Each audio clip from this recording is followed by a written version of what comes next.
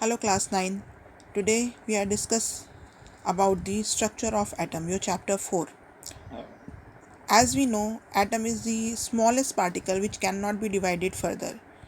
ठीक है कि atom smallest particle होता है which is and all the elements are made up of atoms and atom is the smallest particle which cannot be divided further. सबसे छोटा particle किसी भी एलिमेंट का जिसको हम आगे फर्दर डिवाइड नहीं कर सकते उसे हम एटम बोलते हैं. ठीक है, तो फर्स्ट जब हमने एटम्स की बात करी तो हमें सबसे पहले जिसने एटम्स की theory the that is Dalton atomic theory. Dalton says the it is based and its theory is based on the premise that the atom of different element could be distinguished by difference in their weights.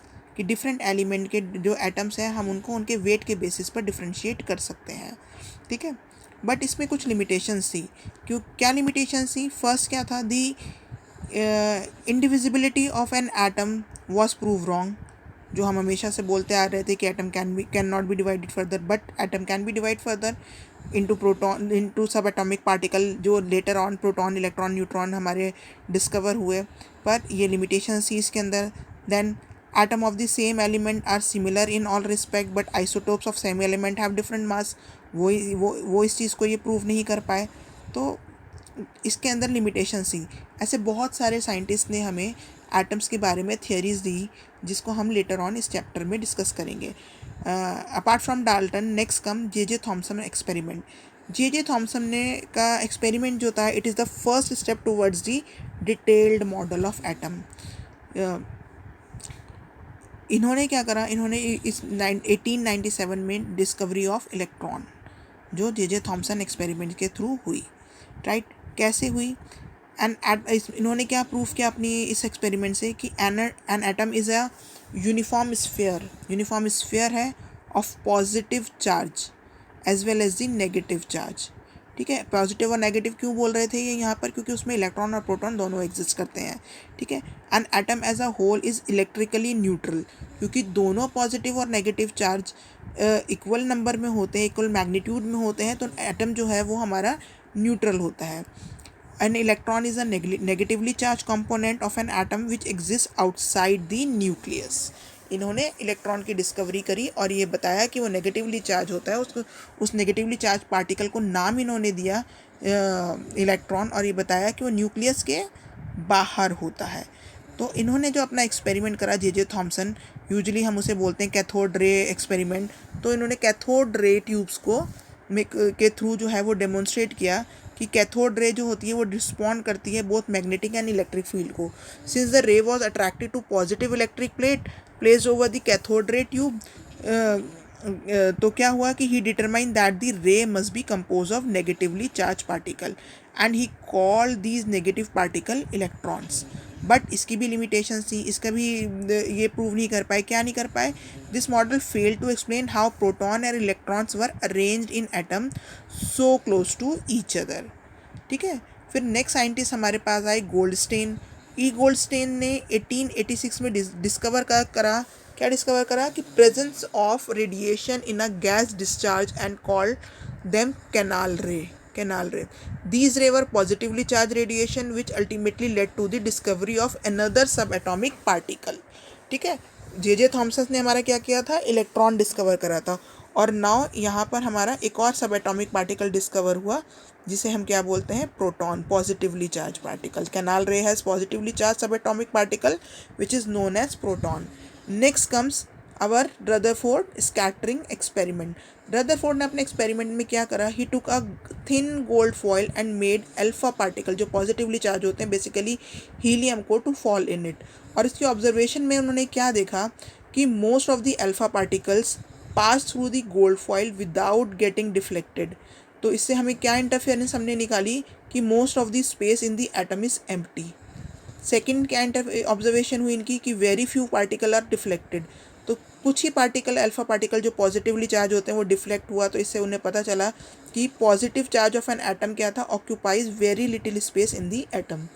And thirdly very few alpha particle जो था वो rebound हो गए on hitting the gold foil. ठीक है, तो उससे हमें क्या पता चला? क्या इंटरफेरेंस निकली कि nucleus of an atom is very small as compare to the total size.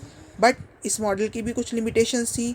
इस मॉडल की क्या लिमिटेशंस थी? इस मॉडल की ये लिमिटेशंस थी कि in Rutherford atomic model nucleus and electrons are held together by electrostatic force of attraction which would lead to the fusion between them. This does not explain in the atom. ठीक है। अब next जो हमारे scientist आए वो आए mister Chadwick, James Chadwick इन 1932। इन्हें Nobel prices भी मिला, नोबल प्राइज़ भी मिला। क्यों? टू प्रूव दैट, इन्होंने क्या प्रूव किया? That atomic nucleus contain a neutral particle, neutron अब हमारे पास आ रहा है, neutral particle that had been proposed more than a decade earlier by the Rutherford officially discovered the neutron in 1932 by James Chadwick. इन्होंने neutron का जो है वो डिस्कवर करके बताया। एंड थर्ड पार्टिकल हमारे पास क्या आ गया? न्यूट्रॉन। इट इज़ अ सब atomic particle contained in atomic nucleus and it has no net electric charge. इसके ऊपर कोई भी चार्ज नहीं होता, unlike the proton which is positive and electron which is negative. तो अब हमारे पास हम एटम को 3 पार्ट्स में सब एटॉमिक पार्टिकल में डिवाइड कर सकते हैं। One is electron, one another one, second one is proton and the third one is neutron. Electron जो होता है वो नेगेटिवली चार्ज होता है, प्रोटॉन पॉजिटिवली चार्ज होता है और न्यूट्रॉन के ऊपर कोई भी चार्ज नहीं होता। अब इनकी अरेंजमेंट कैसे होती है? प्रोटॉन और न्यूट्रॉन जो होते हैं वो न्यूक्लियस के अंदर होते हैं और इलेक्ट्रॉन जो होता है वो बाहर जो शेल्स होती हैं उनके अंदर रिवॉल्व कर रहे होते हैं। ठीक है। और इससे हमें 2 टर्म्स हम यहाँ पर जानना बहुत ज़रूरी है। One is atomic number and another one is mass number, या जिसे हम एटॉमिक मास भी बोल सकते हैं। Atomic number is the number of neutron कह लीजिए, sorry number of proton positively charge particle, या नंबर ऑफ इलेक्ट्रॉन कह लीजिए, क्योंकि दोनों नंबर में सेम होते हैं। तो एटॉमिक नंबर जितना भी प्रोटॉन या फिर जितने भी इलेक्ट्रॉन होते हैं तो उसे हम एटॉमिक नंबर बोलते हैं, which is denoted by capital Z। Like अगर मेरे पास हीलियम है, हीलियम में 2 प्रोटॉन है या मैं कहती हूँ 2 इलेक्ट्रॉन है, तो एटॉमिक नंबर मेरा 2 हो जाएगा। ठीक है। सोडियम में अगर 11 इलेक्ट्रॉन है या 11 प्रोटॉन है तो मेरा इलेक्ट्रॉनिक नंबर 11 हो जाएगा।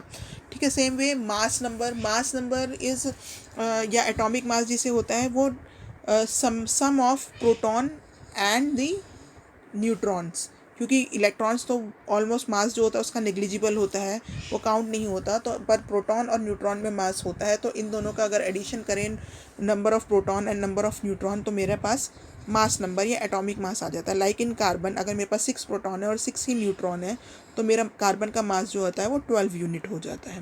Right. Lastly will discuss about the Bohr's theory. Niels Bohr's theory ने अरेंजमेंट ऑफ इलेक्ट्रॉन कैसे होता है शेल्स के अंदर, वो हमें एक फॉर्मूला दिया जिसे हम बोलते हैं 2n⁻², जिसमें n जो होता है वो नंबर ऑफ शेल होता है। ठीक है। तो उसने शेल को नेम्स दिए KLMN करके, and K is the innermost shell. तो इनर मोस्ट शेल जो होता है वहाँ पर हमारे पास 2 इलेक्ट्रॉन ऑक्यूपाई कर सकता है। उसके बाद वाली जो शेल है वो 18 इलेक्ट्रॉन ऑक्यूपाई कर सकती है। उसके बाद 18 इलेक्ट्रॉन, देन 32 इलेक्ट्रॉन। और इसके थ्रू अगर हम देखें तो हमारा जो फार्मूला निकलता है वो निकलता है 2n रेज़ टू द